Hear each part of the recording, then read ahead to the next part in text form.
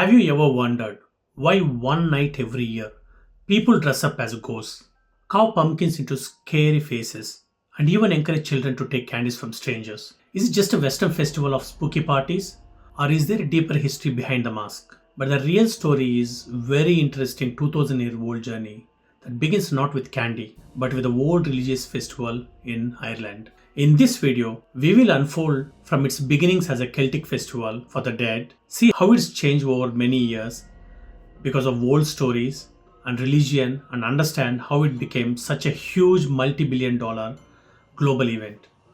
Finally, we will look at how this Western tradition is finding a new home, a new identity right here in India. Our story begins 2000 years ago with the Celtic people in ancient Ireland.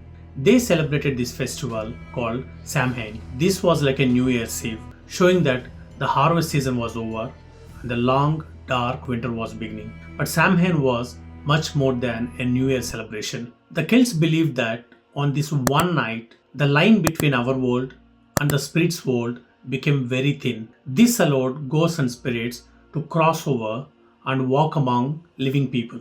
To deal with this, people did two main things.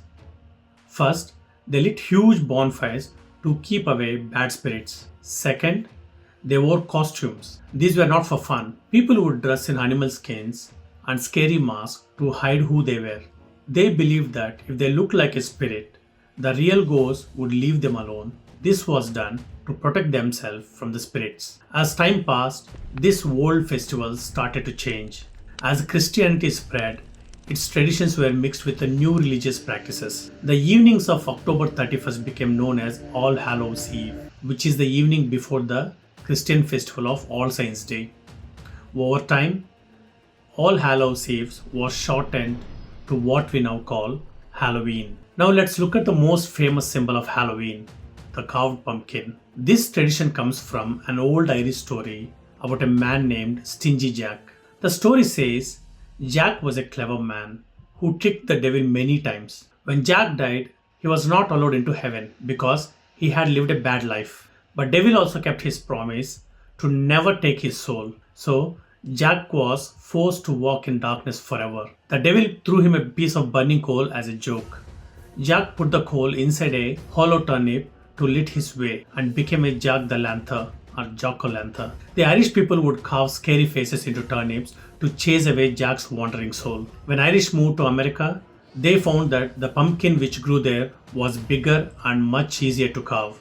So pumpkin replaced the turnip as the new symbol of tradition.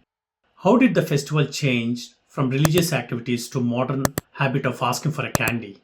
The trick-or-treat tradition is a mix of many old customs. One was souling, where poor people would go door to door on All Saints' Day asking for food in return for prayers for the dead.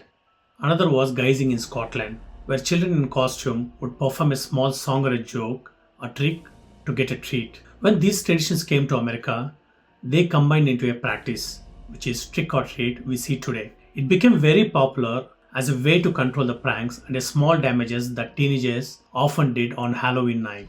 This was seen as a good way for communities to stop young people from causing trouble. From there, Halloween's popularity grew a lot. Today, it's a huge business. In the United States alone, spending on Halloween is expected to hit a record 13.1 billion US dollars in 2025. This money is spent on costumes, decorations, and huge amounts of candy. Before we unfold how this multi-billion-dollar festival traveled to India, if you are finding this story interesting, please take a moment to hit that like button and subscribe to Unfold with PK. Your support helps us to bring much more interesting stories to you. As Halloween's popularity grew, it began to spread around the world, changing and becoming different in each new culture. In Japan, for example, Halloween is not mainly for children.